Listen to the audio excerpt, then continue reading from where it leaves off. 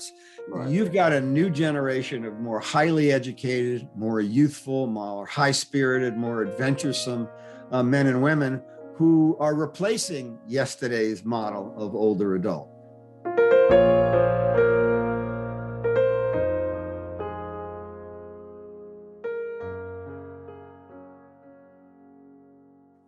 Hello, this is Peter Bates in New York, welcoming you to TravelDine.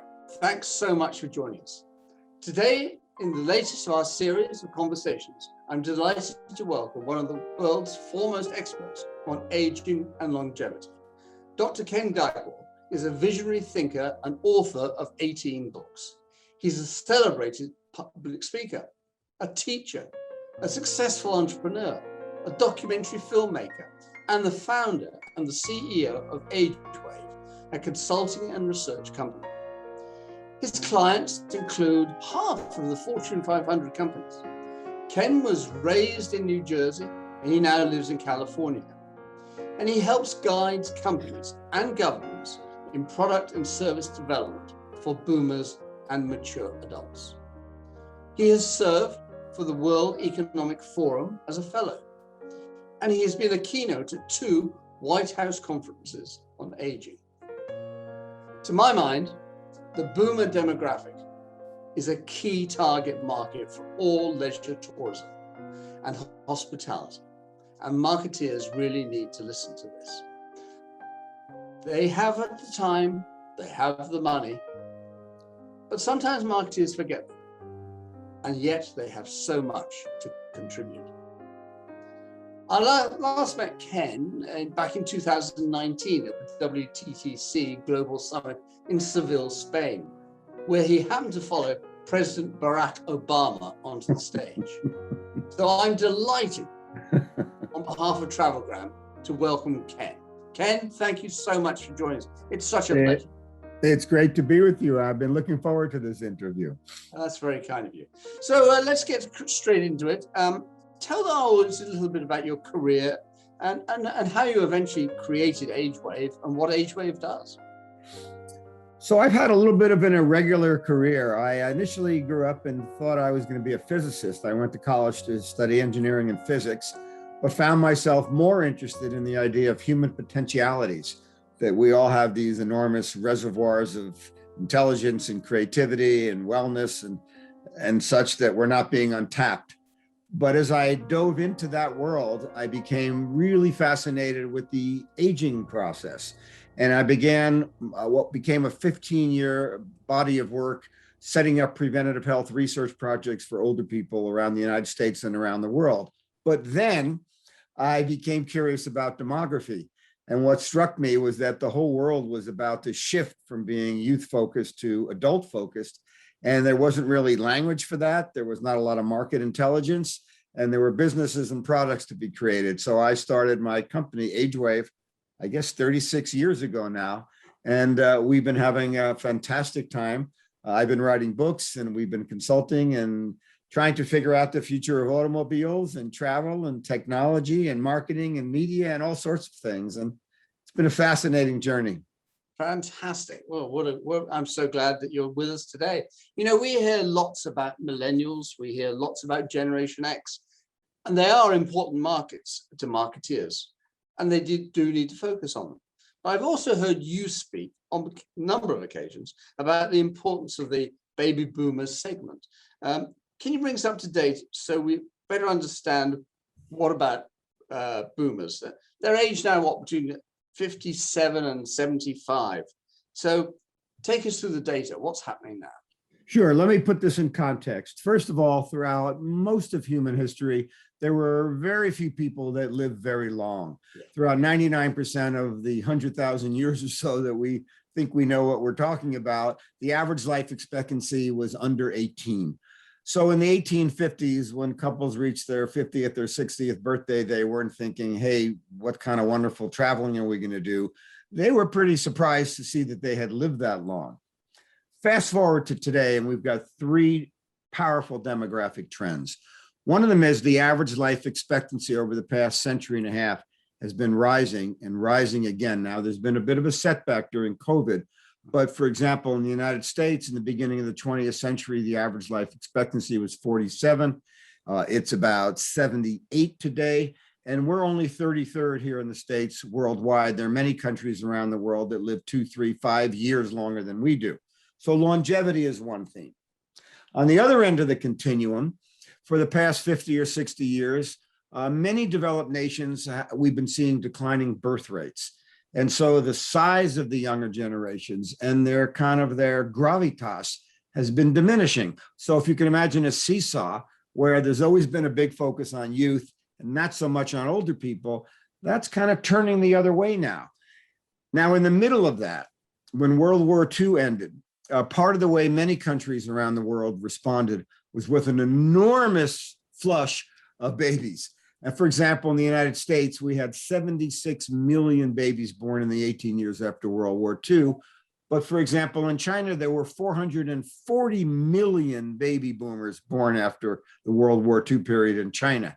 And a similar thing has occurred in many developed nations around the world.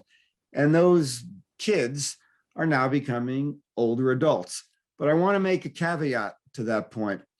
When my mom and dad reached 60 or 70, they thought of themselves as old people, and they thought of themselves as winding down, that they had lived a long life and now they should just sort of socialize a little bit and gather their wits before they passed away. Now, I just turned 71. I still work full time. And what we see in my generation around the world is that people don't feel old at 65 or 70 or even 75 anymore. Right. And people instead are realizing that they're in a whole new chapter in life, and they've got more appetite for curiosity and discovery and exploration and reinventing themselves than human beings ever had. And that sets the stage for a massive opportunity in the travel industry. That's fantastic. They also have the money, don't they? Yeah, well, they got two things that are important to keep in mind. And I want to say that I'm taken also by Gen Zers and millennials. They're attractive, they're exciting young people. They've got a big future in front of them. On the other hand, there are 1 billion people right now in the world over the age of 60. And that took us 100,000 years to get to 1 billion, but it's going to double in the next 25 years. So number one, they've got size. Number two, about 70% of the world's wealth is right now held by older adults. So you might want to target 25 and 32-year-olds, but they're broke. But just as interesting, Peter, there's a phrase that I've made up, time affluence. What we find now is that if you look at the boomer generation, over the next 20 years worldwide, they're going to have 50 trillion hours of free time to fill. I'm going to say that again. So there's a lot of them. They've got more money than people have ever had. They've got more than any other demographic segment, and they're going to have 50 trillion hours of free time to fill. Now, if any marketer in travel or product or service developer or hotelier or tour operator or travel advisor wants to turn their back on that, I can't imagine why. Absolutely. This could be the biggest opportunity the travel industry has been waiting for decades, and here it comes. Fantastic. So what do they love? What is it they really want to be doing? Well, there's not one size fits all. No. And we did a study about 1.5 years ago, right before COVID, and we asked people in this stage of life, were they looking to just kind of, check things off their bucket list? And they said, no, they don't think that way. They think in terms of seeking peak experiences.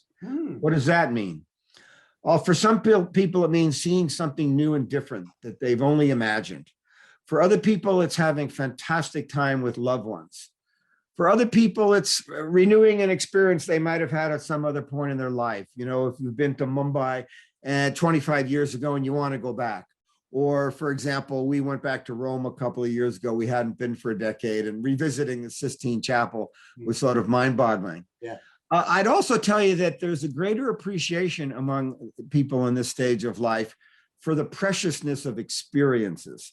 I think when we're young, we think that it's the stuff, the house, the car, the sweater, the purse, the something that'll make us feel great. you go through a few decades of life, you watch a loved one die, perhaps a parent, or you have a successor, a failure, or you just get a little bit more emotional intelligence. And what you realize, it's the experiences that are the most valuable dimensions of life. And so older adults are looking to have moments. They're looking to see that sunrise. They're looking to laugh. They're looking to hold their loved ones. They're looking to watch their grandchild see a sight that they thought they might enjoy. They're looking to have moments that they will never forget, to make new memories. And I think that this is important to keep in mind, because all too often the travel industry thinks what people are looking for is kind of square footage and the best deal. You get to be 60 or 70, and that matters. But what you're really looking for is almost like a magical, alchemical breakthrough. You're looking to enter into a week or a month of your life or of your year that'll be mind-boggling in every possible way. And we're certainly seeing now, as people have a vaccine or double dose of their vaccine and they start to travel, they want to travel, and they're prepared to spend, aren't they? I mean, that's the wonderful thing, because the rates are not coming down. The rates are going up in hotels and airlines. It's getting more expensive. Yeah, and I know that you've been covering this quite a lot, and I've enjoyed following your work, but there's a few things coming out of COVID. First of all, people had a lot of time to think this last year. It was as though the entire world had a near-death experience. We were all told, you might get sick, somebody you love might die, the life you were living maybe is over. And that was terrifying and unnerving. And now that we're starting to kind of resurface and take our first steps into a kind of a new normal, a lot of what people realize is that during this COVID year, they've been dreaming of what really matters in life. And a lot of people feel that they more have gratitude for their loved ones. They more appreciate the special moments they might create. So when it comes to travel, I think people are bursting at the seams waiting to get out and around again. I think people have been sitting in front of their TV set and kind of locked down in their homes, and they're so frustrated and they're so eager to get traveling again. I'll also tell you that I think people want to travel for longer amounts of time. That it used to be that people were, well, I only have 7 days, but now you're seeing people more and more talking about doubling or tripling their travel stay.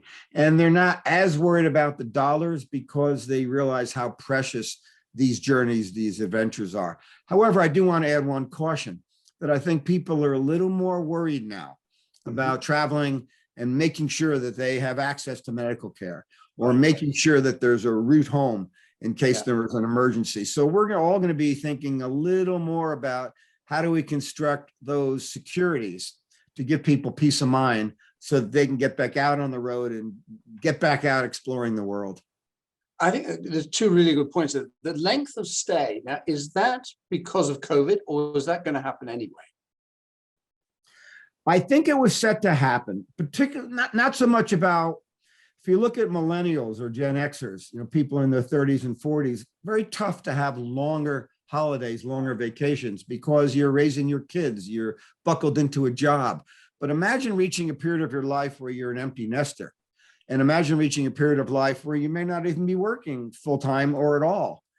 You now have time freedom that you never had, that human beings really have never had. And I also think that because of COVID, people have been thinking, boy, if I'm going to take a trip, fill in the blank, to Hawaii or to Paris or to Brazil or to Egypt, I'm going to get the most of that experience that I can possibly get. And why keep it short? Why keep it tight? Why not let it breathe a little more and give myself a little more time to really savor it? I also want to tell you that from my own stage of life, and I don't necessarily know if everybody's feeling this way, I did a lot of realizing this last year that now that I'm past 70 and I still feel healthy and I'm doing pretty well on the financial side, and I've got a wonderful family, but I may only have 10 or 15 more summers left in this life. And so each one in some way becomes more precious, more valuable. And, when you're young, I think you imagine you're going to live forever. And so if you get a good time, fine. If not, another year. But I think a lot of people are thinking about their futures and saying, I want to make sure that I have that time to enjoy, that I have that time to savor the world, that I have that time if I'm going to travel with my kids or my grandkids, that they will never forget, nor will I. So the preciousness of it is multiplied. And I think people are looking to expand the value and the timing to get more from these experiences. Oh, that's fantastic. I think the other thing about people spending a little bit more time traveling is, of course, technology, because they can actually work pretty well from anywhere these days, can't they? And that's a real change for all of us. Yeah, my wife and I just made a decision that we're going to take the month of November and spend it in one of our favorite Caribbean islands and work from there. And it used to be that you had to be in your office and everybody was out. So one of the freedoms that surfaced out of COVID is that I think we're all a little more practiced at Zooming and also working through various technologies, which means that one can contemplate going to a faraway place for a week or a month or a year and enjoying it. We spent some time before COVID on this traveling residence called The World. And it was interesting to see that we had a wonderful time. It was interesting to see that a lot of people would work a few hours a day, or they would, land in Cannes and the helicopter would be waiting and they'd go off to a meeting somewhere in London and then come back the next day. And so now that's a very affluent segment of the population that we were observing. But yeah, the ability to integrate some work or some interactivity while on holiday. And I'm not sure that that's the greatest idea, because if we're workaholics, we want to make sure that we step away from it all. But yes, it's easier to multi-process now than ever before. Yeah. And then you talk about that security angle. That's a really important angle to think about. How do people get home? How do they get their tests to come home? Things like that. I think that's where the travel advisor really is going to play a much bigger part these days, don't you? Because for travel advisors, they know what needs to be done. Yeah, I would double down on that. I would say that we were heading in a direction where people thought that because of all the wonderful websites out there, that one could simply manage one's own trip. I don't know. There's a couple of reasons why I think we're going to see a counter trend.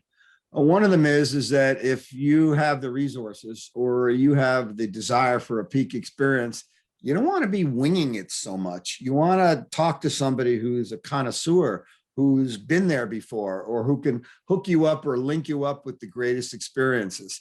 Secondly, I think people want to feel that if they're on the ground and there's a worry or there's a health challenge, they don't find themselves in a foreign country in a foreign language trying to figure out what to do, that travel advisor becomes sort of a resource point, a security backup.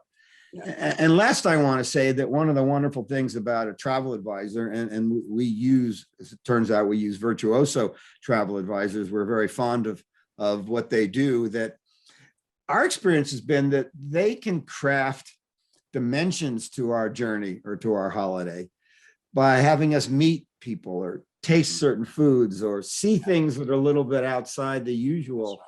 And if we can do that feeling, I remember we were in safari with our kids, and there was one night where we went out for a walk and we noticed that one of the guides was behind a tree with a bow and arrow, just making sure that nothing bad happened to us. And we thought, wow, our travel advisor, we didn't know this, had set that up to create sort of this blanket of invisible security around us. And that's not something we would have known how to have done on our own. I think that to have such a resource at your disposal can make those adventures, those holidays, that much more wonderful. So on the one hand, they can add more wonder and terrificness to that experience. And they can also help protect you from any problems or any challenges that might be taking place or that you might be worried about. Now, in your book, What Retirees Want, which thank you very much for sending me this. It's a great read. Thank you. You identify how businesses serve the needs of the time affluent baby boomer. So tell us, how does the travel and hospitality industry meet these needs? Well, I think the travel, and I'll be a little bit critical. Yeah, I please. think the travel and hospitality industry is making a couple of mistakes. First of all, they're assuming that the older people from 10 years ago are good role models for the older people of tomorrow, and they're not. Yesterday's version of 65 and 75-year-olds were a little bit nervous about trying new things. They tended to repeat their same experiences over and over again. They were kind of frugal, and they weren't really world explorers. Right. You've got a new generation of more highly educated, more youthful, more high-spirited, more adventuresome men and women who are replacing yesterday's model of older adult. That's number one. Number two, I've been troubled as I've studied the travel industry, as I have for about 15 years now. A lot of the marketing and advertising tries to be kind of ageless and also often, frankly, peopleless. You look at a lot of the marketing, a lot of the brochures, a lot of the websites, there's no people. And, you see a lot of beautiful cruise decks, or you see sunsets, or you see, landscapes. What people want to know is when they're contemplating a trip, that they can see themselves laughing. The language for the boomer travel is not the language of the physical world. It's the language of the emotions they want to be feeling. Romance, if they're traveling with their loved one, or joy if they're traveling with their grandchildren, or surprise if they're in the mood for newness. Or, sometimes my wife and I like to take a trip where we just want to calm down, whether it's to a spa or a beautiful island or a resort where we want to relax. And so how does the travel industry begin to talk to people in the language of feelings more than in the language of, photos of cruise decks and landscapes? So it's really important then that we redefine retirement, isn't it? And redefine what people are going to be doing during retirement. Yeah, I think the wonderful, and it's partly accelerated, Peter, by COVID, I think we are redefining retirement. It is going from, if you look in Webster's dictionary, under the word retirement, it says to disappear, to go away. And today, what people are thinking all over the world, and we've conducted studies now in countries all over the world, and there's a common new voice emerging that people are thinking this is a whole new chapter in life. Time for new beginnings, new feelings, new explorations, new discoveries. And because the new generation of older adults are more keen on curiosity, and they have more education in their past, that they want to learn, they want to try new things, they want to taste new flavors, they want to enjoy the world. And I think that that's a fabulous new model of retirement. It sort of retires retirement in a way, but it also begs for a new transformation of the travel industry. That what is it you're offering? Is it you're offering a certain number of days and a certain number of rooms at a certain rate, or are you offering the opportunity for magic? Are you offering the opportunity for love, the opportunity for friendship, the opportunity for delight? And I think that the travel industry, rather than being demographically focused, would benefit from being a little more psychographically focused, tuning into the inner dreams of those travelers and potential travelers. So there's a big training issue for the industry, isn't it, really, to change that mindset? It's not about the hotel room, it's about everything else. Hotel room matters. Yeah. There's no question, but that's just sort of a starting point. It's about the everything else. And as you write about and reflect on in your programs, getting people, like this fellow Simon Sinek talks to companies about what's the why of your business. I think it's the same thing if I'm taking a vacation. What's the why of that vacation? Yeah. And I'd like a travel advisor to ask me, what. Now, it might be that I haven't seen, for example, our kids are now 31 and 34, and we've hardly seen them during COVID. If we take a trip with them, we're going to want an experience that brings us all together and that we'll never forget. So that means that advisor's got to be thinking about, how do I create a multi-generational adventure? Yeah. Or a lot of people are saying that skip the kids, they really most enjoy traveling with their grandchildren. So you've got to become an expert on how do you create a journey or an adventure or a stay in which the grandparents, and maybe the grandkids are 12 or maybe they're 25, can together have a blast of a time. And maybe at night they go off in their different directions, or there's different tastings for each. So the travel advisor needs to be a little more curious themselves, needs to ask a few more questions about what the hopes and dreams are, and then needs to, rub their, magic lantern and release that kind of magical experience for the traveler. So you've stayed in some of the most fantastic hotels in the world, all over the place. And now we're looking at the boomer market. Is the hotel industry addressing the boomer market? I'd say, yeah, but it's, as the hotels are as good as how they're doing that day, and they're as good as the staff that greets you at the front door, and the speed that it takes to get the room service delivered, and whether the concierge is really paying attention. So it's not just the hotel, it's the whole experience. I do think that hotels have got a respect and appreciation for the boomer market, but I do think they could step up the game a lot more. A lot of hotels don't really offer experiences. You stay there and then you go out and have experiences. I think that hotels could be more actively involved in catering to having that boomer traveler find parts of, whether it's in Amsterdam, where to go that you'll see things you wouldn't see otherwise. Or if you're in Sweden, where are the most wonderful restaurants or the places to see the sky at night. And I think that hotels, beyond just that concierge, could play a more active role in creating experiences for the boomer traveler. Interesting. So the pandemic has changed things forever in some ways. We will never go back to where we were exactly. And we're really picking up the pieces now, aren't we? And trying to work out what's next. As I say, people, when they've been vaccinated, want to get out and do something. But I tend to think we're in for a pretty good time in the hospitality industry at the moment, and tourism. I think it will bounce back, and I think it will come back quite quickly. How do you feel about the industry? Well, let me first frame it slightly differently. Sure. You talked about picking up the pieces. When COVID began, I've always been a big fan of mythology and stories and fables, and I thought, so what's the fable that people are going to be thinking we're in the middle of? And a lot of people thought we were in the Chicken Little fable. That's where the sky is falling. Okay. And then there's a lot of people thought we were in the Humpty Dumpty fable, which is that, we broke it into pieces. We'll never come back together again. And I chose to think that we're in the chrysalis fable of the caterpillar, kind of hunkering down, turning into a larva, and then becoming a butterfly. So I'm hoping that we come out of COVID, and it's been rough. It's been rough. But that we come out of COVID better than we were going into it. I think that travel is going to be a big part of our lives going forward.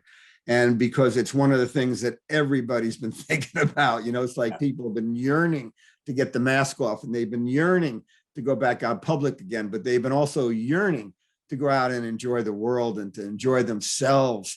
And people have been feeling so uptight and so anxious that having those joys and those freedoms and those pleasures of traveling.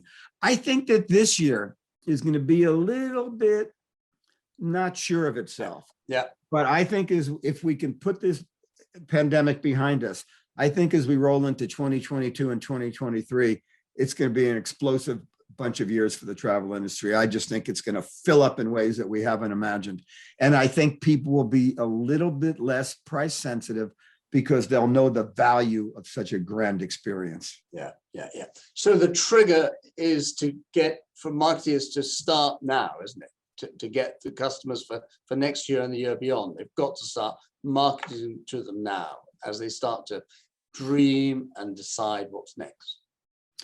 Yes, and I think that it's a better job could be done, particularly with this boomer market, of kind of setting out the breadcrumbs, of throwing out the tantalizing possibilities, of having people begin to think, wow, I could do this, or we could go there, or maybe we could take a month, or maybe we can visit 3 countries. And I think that beginning to set people's appetites in motion and beginning to kind of lock down times and places. And I also would say that suggesting new ideas, those of us who have traveled, and I've been much of a traveler in my life, Truth of it is, I've gone to a lot of the same places over and over again. Mhm. They're wonderful places. You go to the George Cinq in Paris. It's pretty grand, Right. But my guess is our travel advisor could suggest to us, maybe you've never been to Morocco, and there's some wonderful places there.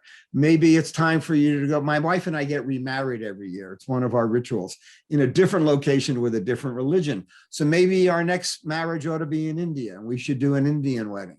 So the idea is not only to be compelling the travelers to begin dreaming of where they're going to go when the world makes it more feasible, but also suggesting new possibilities and new tastes for people to encounter.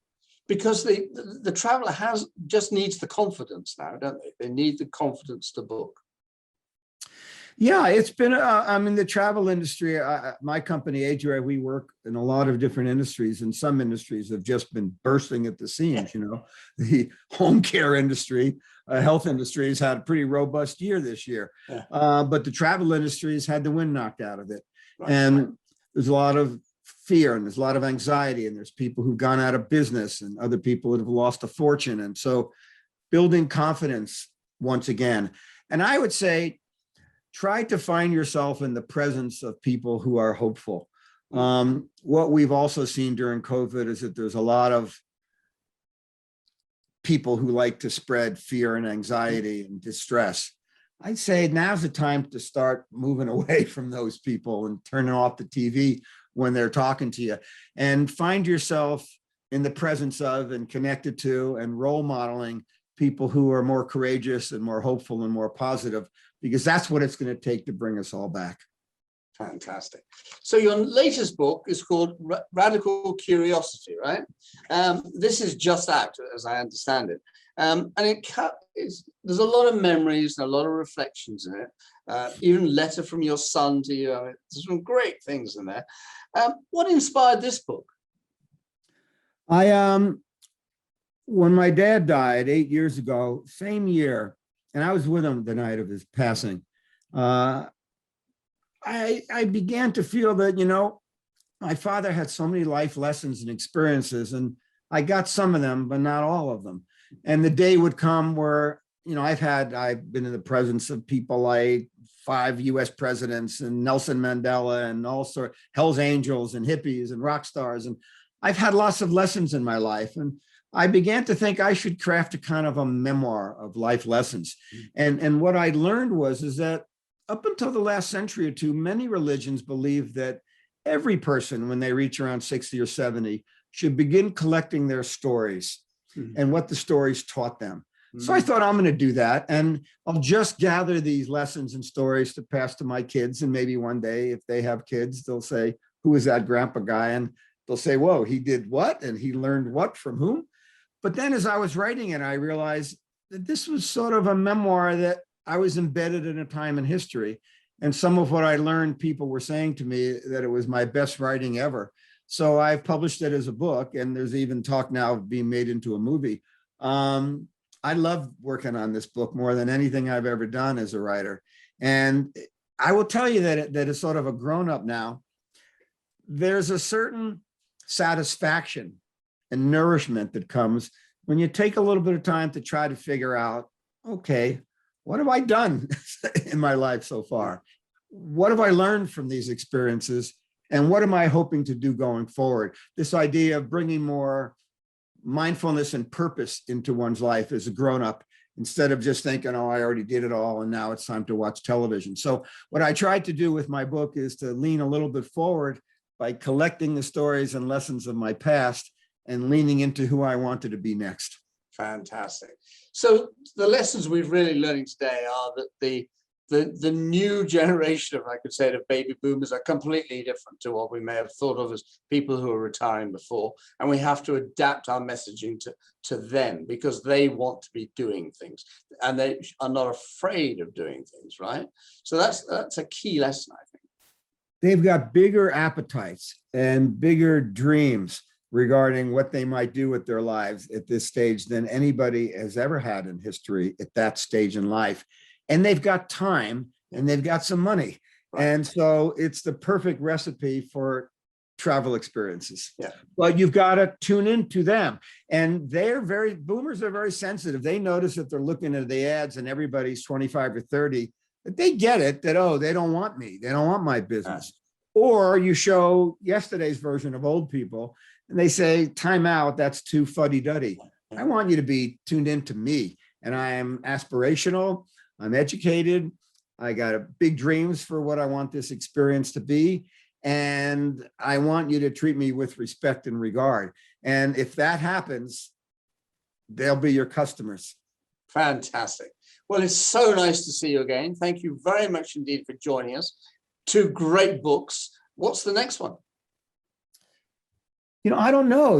I kind of feel like maybe I've said everything I need to say. Good. Although I've begun thinking about writing a science fiction novel. I've never done that. So I did write. I will tell you, though, that during COVID, I wound up writing 2 books. I found myself more productive than I had been.